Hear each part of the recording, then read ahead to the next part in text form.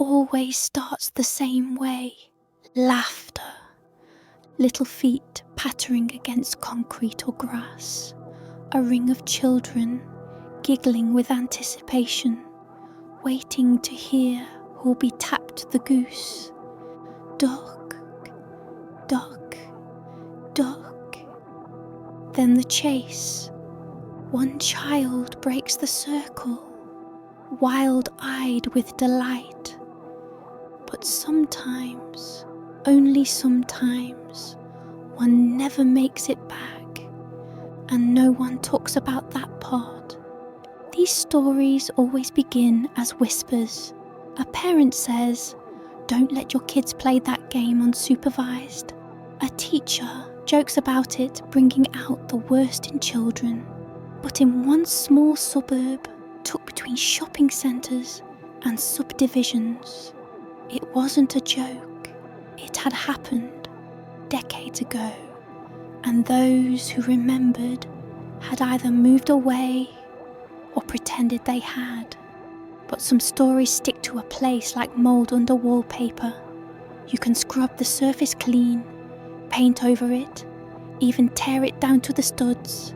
But if the conditions are right, it always comes back. The neighbourhood of Green Hollow wasn't the kind of place you'd expect something strange to happen. Well-maintained lawns, SUV moms, suburban dads with patio grills, summer camps, youth soccer, baked goods, the works. That summer, the kids were bored.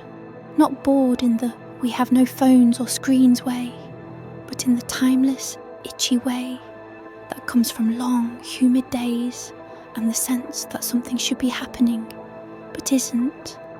Parents were working, camp was full, and their phones, despite being glued to their hands, weren't enough.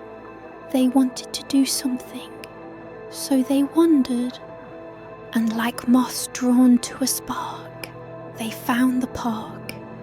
It wasn't a real park, not anymore. No swing sets or jungle gyms, just an old school lot with the ghost of a painted circle still on the pavement, a half-buried trash can, and a crumbling bench with rusted iron arms twisted into something that vaguely resembled vines. Everyone called it the pit, though no one really remembered why. It had been there for years, empty, forgotten, a place where time seemed to pause. And that's where the game started again. It began innocently enough. That's how they always begin. One Friday, a group of kids, 5 of them, ranging in age from 10 to 14, wandered to the pit after dinner. Someone's older brother had joked that it was haunted. One of the girls, Maddie, said she'd heard that a kid disappeared there in the 90s. The others laughed, but they came anyway. The sun was still up, golden hour, the air thick with the scent of honeysuckle and hot pavement. Cicada whined like wires in the trees. The painted circle was barely visible, worn into the concrete like a scar. It felt right somehow. "Let's play Duck Duck Goose," someone said. A few groaned. "That's a baby game. Only if you're scared." That was enough. They formed a ring. It took a minute to remember the rules. Walk around the circle, tap each head, call duck each time, say goose for the one you want to chase you. Simple, timeless. They laughed, they shouted. Someone tripped. Maddie was fast. She always made it back to her spot before anyone could catch her. One of the boys, Caleb, kept calling goose before he was behind anyone, just to mess with them. They were loud enough to draw a neighbour's glance from across the street, but no one cared. And then, around the 6th round, something strange happened. It was Maddie again. She circled the ring, her fingers tapping heads like soft little drum beats. Duck, duck, duck. When she reached Caleb, she hesitated. Her voice changed. Goose, she whispered. Everyone laughed. Caleb shot up, but Maddie didn't run. She just stood there, frozen. He chased her anyway, tagging her back almost instantly, but she didn't laugh. She didn't say anything at all. Maddie, someone asked. Her head turned slowly, not confused, not afraid, but blank. Her eyes didn't quite focus on them. Then she blinked, and whatever had passed was gone. She laughed again, said, "Just messing with you," and sat down. But the next round, someone else hesitated, and someone else whispered, and the game kept going. By the end of the week, they were playing every night. No one remembered who started calling it the circle. No one noticed the bruises at first, small ones, just behind the ears.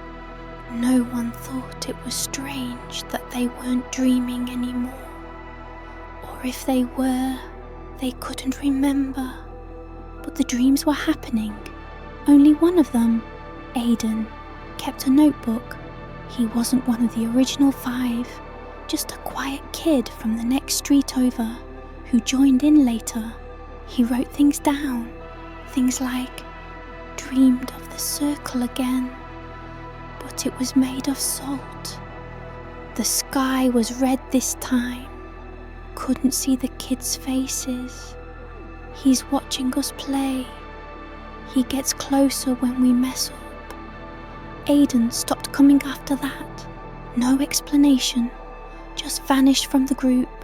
His mother told the others he'd gone to visit his father out of state, but his house stayed dark for weeks.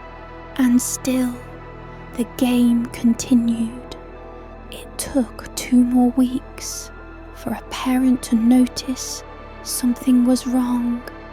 Mrs. Powell, Maddie's mom, woke up one night at 2:11 a.m. to the sound of her daughter whispering. The voice wasn't loud, but it wasn't alone. There were others, just beyond the crack of her door, whispering with her. Words that didn't sound like English, rhythmic, repeating. And when she opened the door, Maddie was alone, sitting cross-legged in the middle of her room, hands limp at her sides, eyes wide open, mouth moving. "Duck, duck, duck." Mrs. Powell said nothing and closed the door. She never brought it up again. The summer wore on. The heat thickened. The laughter at the pit faded, growing quieter each night.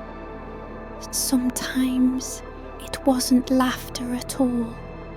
Neighbours began hearing things, whispers on the wind, a low thumping sound like feet pounding pavement, too fast, too frantic. A woman walking her dog at dusk swore she saw a figure duck behind the old bench, then disappear. A man across the street caught footage on his ring cam of children playing, but when he watched it back, the video was blank. Still, no one did anything. Some truths are easier to ignore when wrapped in nostalgia. It's just a game, they told themselves. But games, like stories, have power, especially when they're old, especially when no one remembers how they really began. The pit always felt colder than the rest of the neighbourhood, not cold like winter, Not even enough to raise goosebumps, but different. Office. The pavement never quite warmed under the summer sun. Grass never seemed to grow near it. And while the cicadas screamed in the trees nearby, their voices grew oddly hushed the moment you stepped inside that cracked concrete ring. On the last Saturday of July, 7 kids gathered there again. The group was growing. Word had spread, not online, not through texts or Instagram stories, but by something quieter, something wordless, like an itch behind the eyes, an urge to go, to play. It wasn't planned. They didn't all text, meet at the pit. They just showed up. Tonight, it was Maddie, Caleb, twins Olivia and Owen, a girl named Jess who never talked, little Ben, who tagged along with his big brother, and Peter. Peter hadn't been part of the group until yesterday, but somehow everyone acted like he'd always been there. Peter was different. He was tall for his age, maybe 13 or 14, pale but not sickly, freckles under his eyes, and a scar just beneath his left ear that looked like a crescent moon. He never interrupted, never raised his voice, but when he spoke, everyone quieted, even the older kids, even Maddie. Tonight, Peter suggested they start in silence. No talking, he said, voice even and soft. Let's just listen. You'll feel it when it's time. No one asked what it was. No one needed to. They sat cross-legged in the circle. The moon was half full overhead, veiled in thin clouds like lace. Streetlights flickered near the entrance to the lot, but never reached inside. The pit was a pocket of shadow in an otherwise well-lit neighbourhood, and it felt waiting. A breeze moved through the trees, sharp and sudden, and when it passed, Peter stood. "I'll go first," he said. He walked the ring. "Duck," he whispered, tapping Caleb. "Duck." Tap. Olivia. Duck. Tap. Ben. "Goose," he said finally, and touched Jess on the shoulder. She blinked once. Her pupils looked too large, almost swallowing the colour. Then she rose and ran, not quickly, not like a child chasing laughter, but steady, arms stiff at her sides, feet pounding the pavement in a perfect arc. Peter jogged, just enough to stay ahead. They completed the circle. Jess stopped when she reached her starting point, and then, without a word, she sat. Her hand trembled slightly in her lap. Her mouth twitched like she was about to speak, but then she just exhaled and went still. "Next," Peter said. They didn't question it. Each round brought more silence. Even Ben, just 9 years old, stopped giggling. His face was pinched, eyes glassy, as he circled the group and picked his goose, his brother, who didn't even pretend to try. After 4 or 5 rounds, Peter raised a hand. "Do you hear that?" They all stopped. Far away, maybe beyond the trees, maybe behind their thoughts, a drumming sound echoed faintly. It wasn't real, not quite, but it had rhythm, a heartbeat, heavy and slow. "No one leaves the circle now," Peter said, voice still calm. "It's safer if we stay until it fades." "What is that?" Olivia whispered. Peter looked at her, and for a split second, The shadows shifted over his face in a way that made her flinch.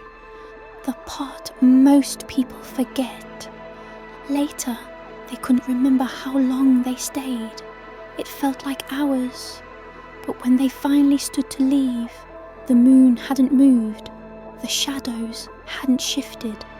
It was as if time had been held in the palm of someone's hand, and only now, gently released.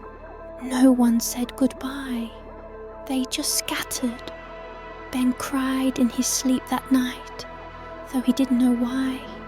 Caleb woke with dirt under his fingernails. Maddie dreamt of an empty hallway with peeling wallpaper and the sound of children playing far, far away, but no doors to reach them.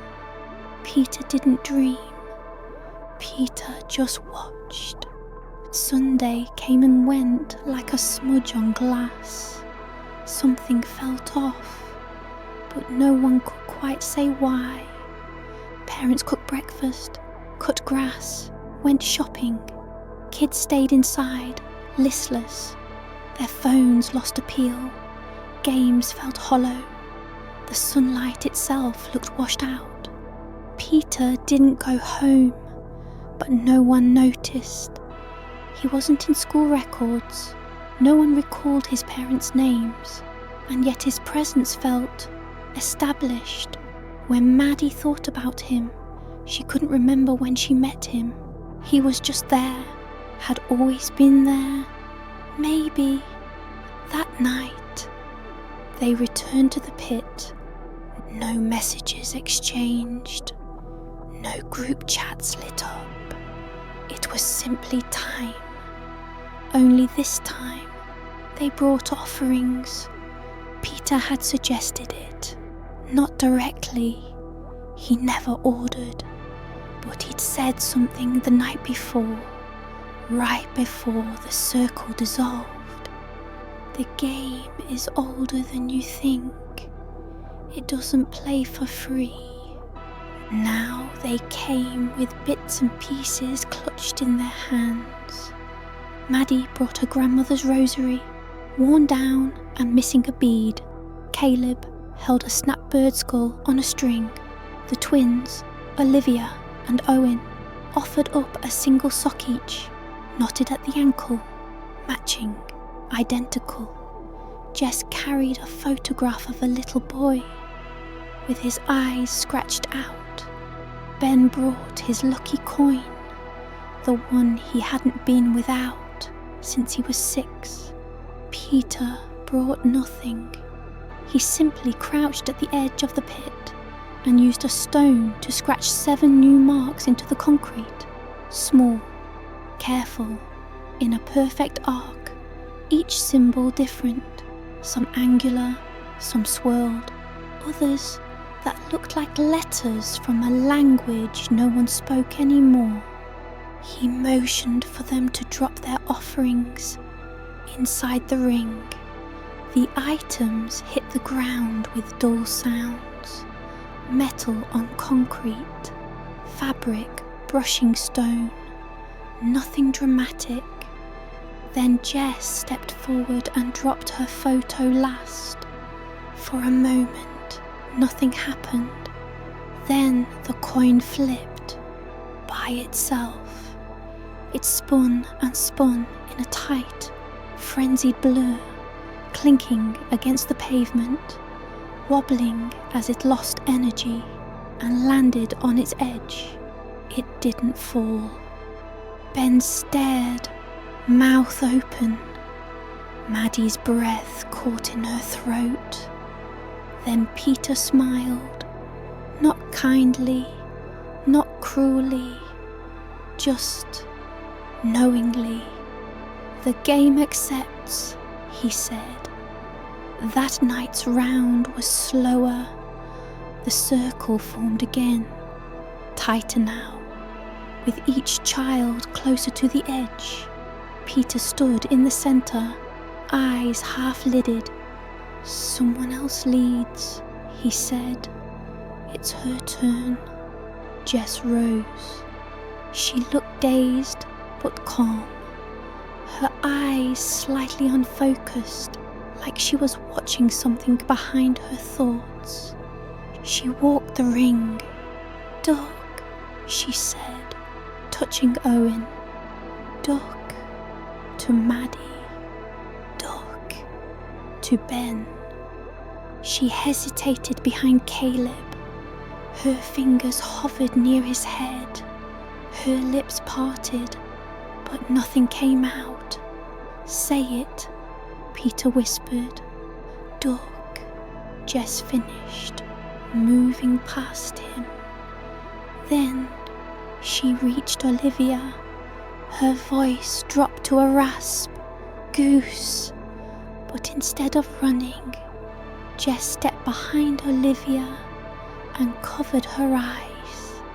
A beat of silence. Olivia froze. Her breath hitched. Then Jess whispered into her ear, so quietly only Olivia could hear. "It saw you when you were 4, in the mirror. You thought it was your own reflection, but it blinked. Wrong." Olivia screamed. She shoved Jess backward and stumbled from the circle, gasping, shaking. But Peter's voice cut the air like a blade. "No one leaves." And just like that, Olivia stopped, mid-motion. Her arms hung at her sides. Her mouth moved without sound. She turned, walked back to her place, and sat down. Her eyes were red. Her lip bled where she'd bitten it, but she said nothing. No one laughed again during the game, not once. The next round, Caleb was chosen. When he reached Ben, he tapped him and whispered, "Goose," but never ran. Instead, he locked eyes with Peter, then knelt in the centre of the circle. He began whispering to himself, faster and faster, words none of them understood. His lips moved too quickly. His tongue looked strange, too long, too dark. Ben backed away, without standing, his mouth trembling. Peter raised a hand, and Caleb stopped. Just stopped. His head slumped to the side. His chest still moved. He was breathing, but his eyes stared blankly past them, through them, into something none of them wanted to see. "Next," Peter said. Later, they helped Caleb to his feet. He didn't speak, didn't blink. His body was cold and damp, like he'd just been pulled from a river. They walked him home, and his mother opened the door with a yawn, barely glancing at the group. "Oh, thanks for bringing him back," she said cheerfully. "Sleep over tomorrow?" Peter nodded. The door closed, and Caleb smiled, but not at them, at something over their shoulders. By midnight, Olivia had scratched out every mirror in her room. She refused to speak above a whisper. Maddie locked her bedroom door and stuffed towels in the cracks. Jess's phone played white noise even when off. Ben kept trying to dig something out of the centre of his palm with a safety pin. Peter slept in the pit. He didn't need a house. The game was home. It rained on Tuesday, a slow, sticky drizzle that smeared the sky grey and made the town feel forgotten. No thunder, no wind, just mist, clinging to windows and crawling across the playground. School felt brittle, like it might crack open if someone spoke too loud. Ben didn't come in, neither did Olivia. Caleb was there, but didn't answer when spoken to. He sat in class with a blank notebook and a pen that never moved. His teacher asked if he was okay. He smiled too wide and said, "I already know how to write it." That afternoon, Maddie tried to find Peter. She walked the neighbourhood, thinking it was ridiculous, even as she did it. She didn't have an address. She didn't know his last name, but she checked the park, the trail behind the library, the closed-down rec centre.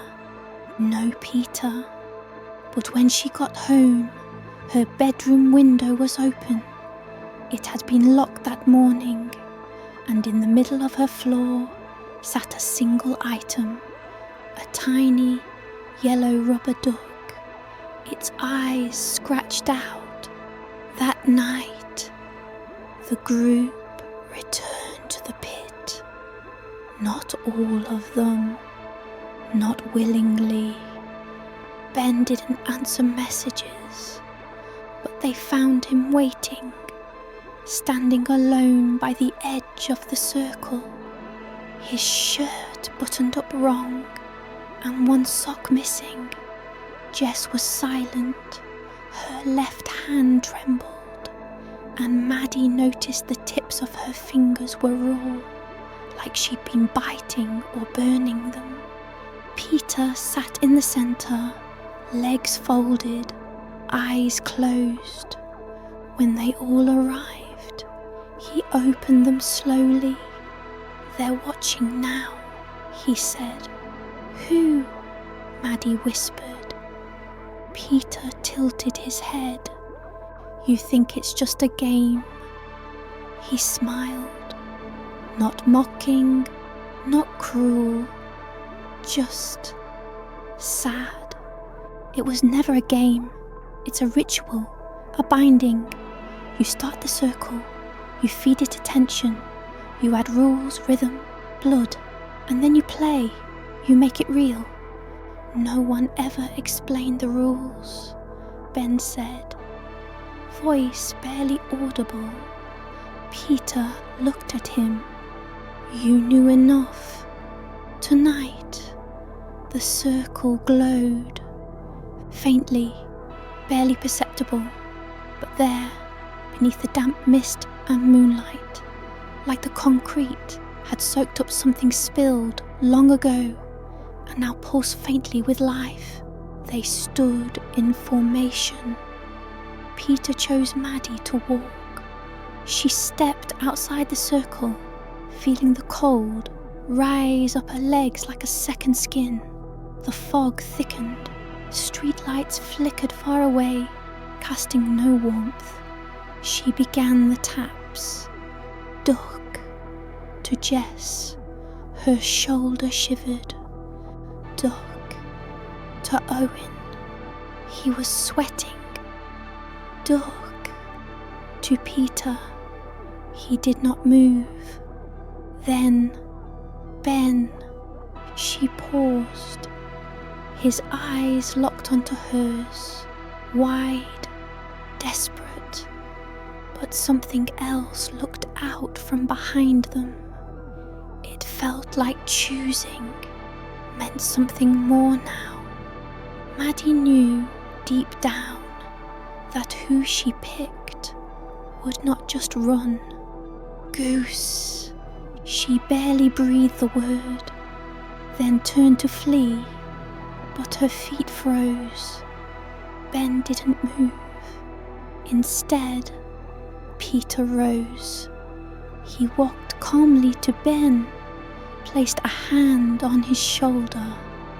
Ben convulsed. His mouth opened, but no sound came out. His arms spasmed, fingers twisting backward until the knuckles cracked. He dropped to his knees, chest heaving, breath sharp. Peter leaned close. "Do you remember the first game?" he whispered. "You broke the circle. The game remembers." Ben screamed. a long, terrible wail that curdled the fog. Then he went still, not dead, breathing, but emptied.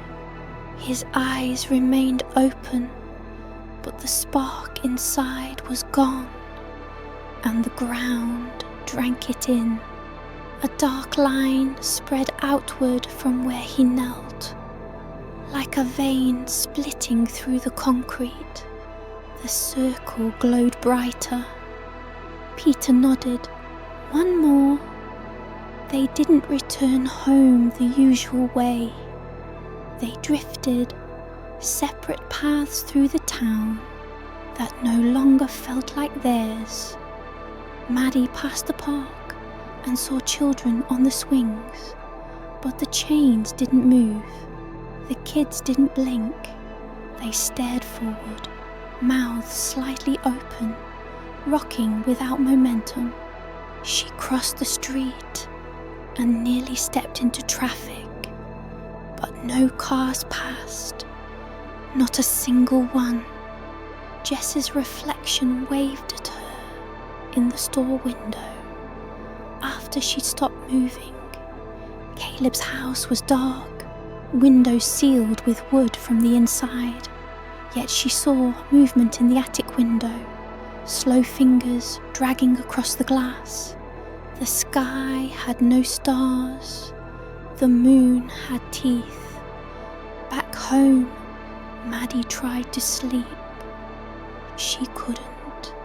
Every time her eyes closed, she heard footsteps circling her bed, light, childlike, and once a soft voice near her ear. Duck. She woke up with a handprint on her ankle. Wednesday morning brought silence, not just the kind that fills a room, but something heavier, enforced, like even sound knew better than to linger too long in this town. Maddie's mom tried to talk to her at breakfast, but Maddie couldn't focus.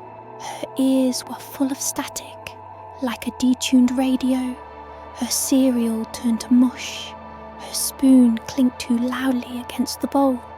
And when she glanced out the kitchen window, she saw a child standing motionless in the neighbour's yard, small, barefoot, head tilted up at the sky, just watching.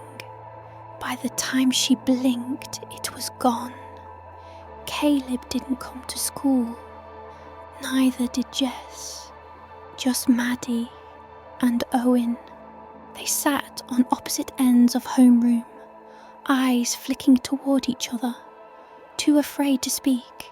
Every time a teacher called a name that wasn't answered, Maddie's pulse skipped. 14 absences by second period. The intercom crackled twice that day, but no announcement ever came through. At lunch, Owen finally approached her. "They're not sick," he said, voice hoarse. "They're just gone." Maddie didn't ask how he knew. She didn't want to. She only whispered back, "Did you dream of the circle?" Owen didn't respond, but his eyes filled with tears. That night, her phone buzzed. Unknown number. Play one more time. She threw the phone across the room. It cracked but didn't break. When she picked it up, there was a new photo in her gallery, one she hadn't taken. It showed her bedroom from the inside the closet, taken moments ago. The next time they gathered, it was just 3 of them. Maddie, Owen, and Peter. Peter was waiting at the circle, barefoot, his face streaked with something dark, mud, or maybe soot. He looked thinner, hungrier. The fog was thicker than ever, almost soupy. The lights from nearby homes didn't touch the sidewalk here anymore, and the circle, it pulsed, like something breathing below it. Peter smiled, but there was no joy left in it. His teeth looked darker. "One more?" he said. "No," Maddie said. "Finally, we're done." "You don't get to be done." He stepped forward. Owen did too, protectively. But Peter didn't flinch. "You started the game," Peter said. "You all did. You invited it in. It remembers." He crouched and tapped the concrete gently. "And it's still hungry." He looked up, eyes hollow. They called it the circle of binding in old times. Children used it to hold back the hollow ones. Little games, little rhymes. They thought if they made it playful, it would stay asleep. He gestured around them.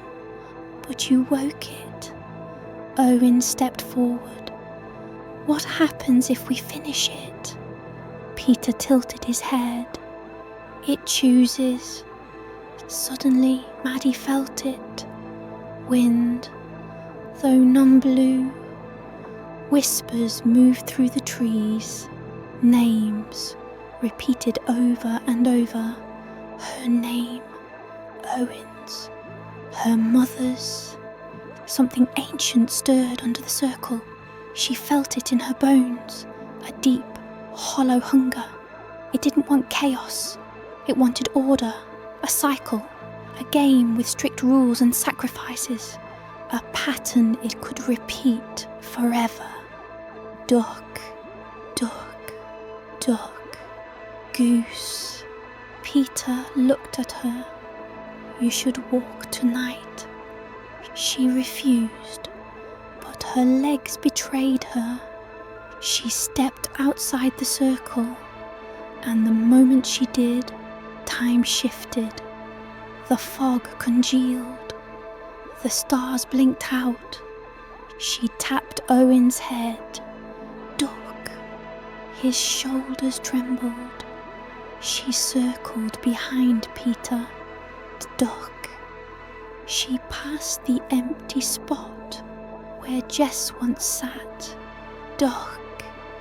And as she rounded the edge again, her feet moved on their own, bringing her to a gap in the circle that hadn't been there before. There was no one to tag, only the space, empty and waiting. She stopped. Peter's voice came soft, almost loving. "You have to choose." "I don't want to," she whispered. "That's not what matters." Suddenly, a hand burst up from the centre of the circle, grey and gnarled, slick with black ooze. Another followed, then a face, hollow-eyed, featureless, smooth like melted wax. A hollow one. It pulled itself up silently, crawling across the concrete with jerky, twitching movements. It didn't breathe. It didn't blink. Peter dropped to his knees. "She won't choose," he said. The hollow one leaned down toward him, then looked to Maddie, then Owen. Its mouth tore open, not a normal mouth, but a jagged rip splitting its lower face, rows of chalky teeth, gnashed like bones grinding. Owen screamed. Then the sky pulsed. Just once, the moon turned red for a blink of an eye, and the hollow one froze. Its head snapped toward Maddie. It cocked sideways, and then, without warning, it mimicked her voice. "Duck." Maddie stumbled back. It took another step forward. Duck.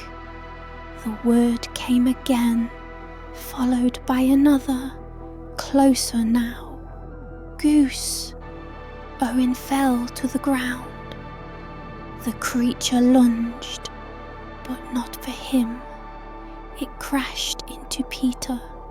His scream echoed into the black sky, cut short as the creature wrapped its arms around him and pulled. Peter's body sank into the concrete, into the circle, with a wet sound, like mud swallowing stone. And then it was quiet.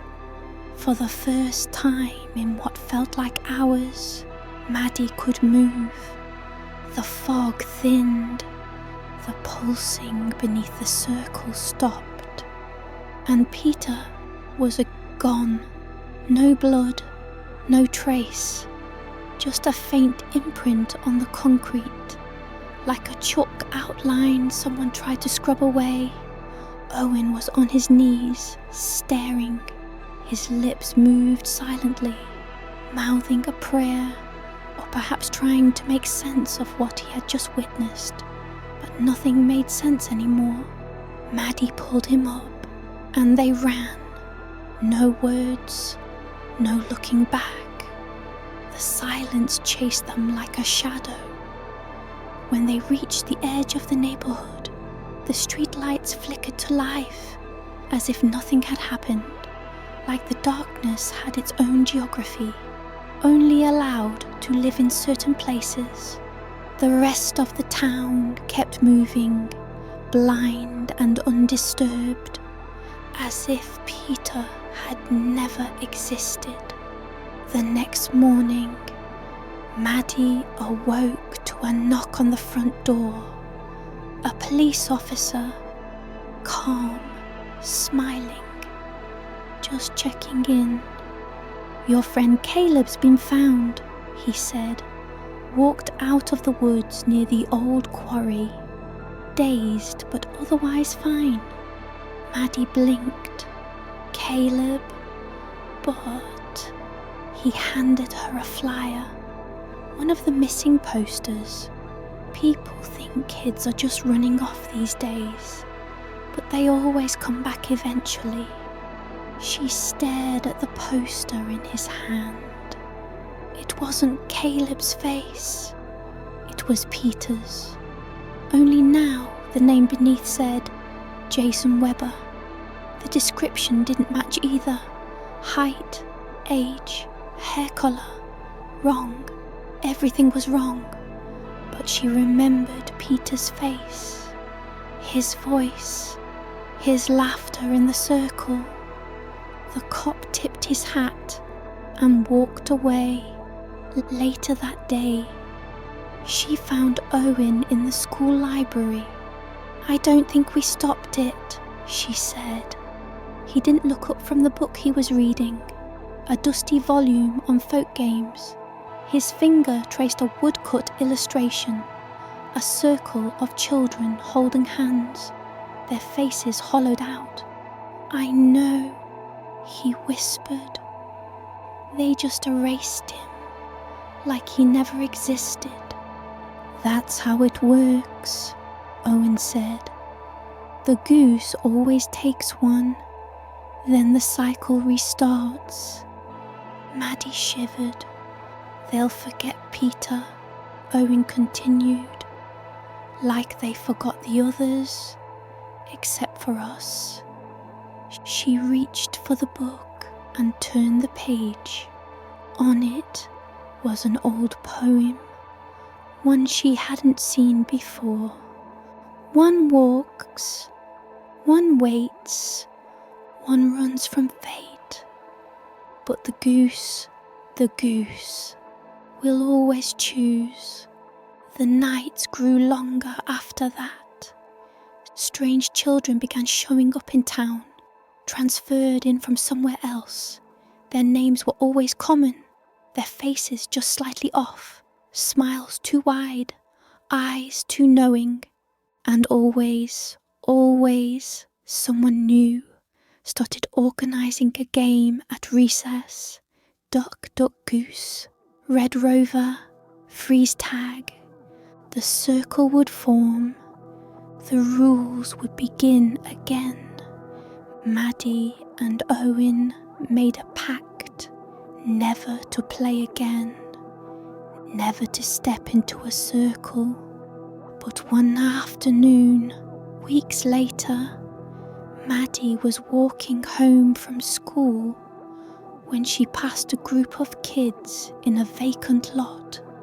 They were sitting in a loose circle, their shoes muddy, their clothes old-fashioned. One girl, pale, freckled, looked up at her and smiled. "Wanna play?" she asked. Maddie shook her head and hurried past, but from behind her she heard the start of the chant anyway. Duck, duck, goose. That night, Maddie dreamed she was standing in the centre of a vast circle again. The stars spun above her like a carousel. Fog rolled in at her ankles, and across from her stood a child, her face hidden in shadow. "Do you remember?" the girl asked. Maddie nodded, unable to speak. "Good," the girl whispered, "because the goose remembers you." Then she smiled, a mouth far too wide, and lunged. End of part 5. Would you like to move on to the final part, part 6, to complete the 8,000 word target? Narpadavade. You said yes. ChatGPT said, "Here is part 6 of your dark origins, Duck Duck Goose horror story, bringing us to the full 8,000 word conclusion. Part 6, the final circle." Maddie jolted awake, heart pounding. Her room was drenched in moonlight, pale and sterile. The corners seemed farther away than they should be, stretched like elastic. Her breath clouded in the air, too cold for spring. The dream clung to her skin like wet fabric. She swung her legs over the bed and froze. A perfect circle of dust had been drawn on her floor, faint but intentional, a closed loop. In the centre, a small feather, white, downy. Goose. School. The next day was wrong. Everyone was too cheerful. Kids ran through the halls laughing, their voices high-pitched and strange. Teachers smiled like they'd practiced in mirrors. The clock hands seemed to twitch instead of tick, and no one remembered Peter. Not the teachers, not the students, not even Caleb. "It's always been just us 3, Caleb told her when she pressed him. "You, me and Owen. Peter, you're thinking of someone else." She felt like a ghost in her own life. And worse, she saw the signs now. The way the new kid Hallie lingered just a little too long when others looked away, the way her feet moved in rhythm, towing invisible lines. She hummed songs under her breath that didn't exist anymore. Songs like, "One walks, one waits, one runs from fate."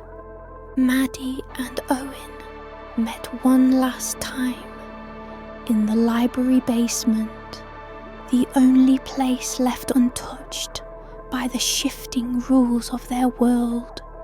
They had spread out pages from old town records, printouts of news clippings, highlighted notes from ancient folklore forums.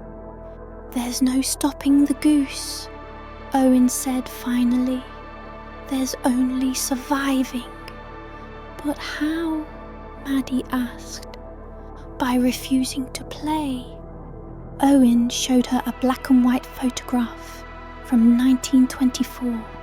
Children in heavy coats stood in a field, heads bowed, surrounding a dark spot in the snow. In the caption, "Last known photo of the Branson siblings, found days later with missing shoes and soot-blackened faces. It was always the same, always circles, always games, always children." That night, Maddie didn't sleep. She sat in the centre of her room, flashlight in one hand, the feather in the other. She'd locked her door, drawn salt lines, worn her necklace of iron rings and thorns, but none of it mattered, because the goose didn't need permission, just proximity. At 3:03 a.m, the whispering started, first from the closet, then from beneath the bed, then from inside her ears. Children's voices, familiar and not. "Duck, duck, duck." She screamed and covered her ears, but the voice continued, louder now, echoing inside her skull. "Goose." Maddie opened her eyes. She was outside again. Fog curled at her feet. A circle of children surrounded her, unmoving, watching. Only they weren't real children anymore. Their faces were blank, skin mottled like wax. Some had stitched smiles, some had no mouths at all. And across from her stood Peter, or what used to be Peter. His eyes were hollow, his head tilted like a broken doll. "You left me," he said. "I tried to save you," Maddie whispered. "You ran," he answered, stepping into the circle. "And now you run." He lifted a hand and the circle chanted, "Duck, duck, goose." She ran, but the fog had no end. The trees bent away. The sky blinked out, one star at a time, and behind her came the thunder of small feet. The goose had chosen, and it never unchose. But Maddie didn't stop. She sprinted until her lungs burned, until her legs gave way. Then she crawled, fingers bleeding, heart shaking, and then, suddenly, light, a doorway of pale fire opened before her, just wide enough to slip through. She didn't hesitate. She dove in. When she awoke, she was in her bed. Morning sunlight bathed the room. The dust circle was gone. The feather was gone. No whispers, no goose, only silence. Weeks passed. Life returned to normal, or as normal as it could. Peter never came back, but no one remembered he existed. Owen stopped showing up to school. His house was empty. And Caleb, he played with the new group now. The same game, Duck Duck Goose, like nothing ever happened. But Maddie knew. She remembered everything. One day, while walking past the schoolyard, Maddie stopped. The children were seated in a perfect circle again. One of them looked up and locked eyes with her. The girl smiled, held up a feather, and whispered, "You're it."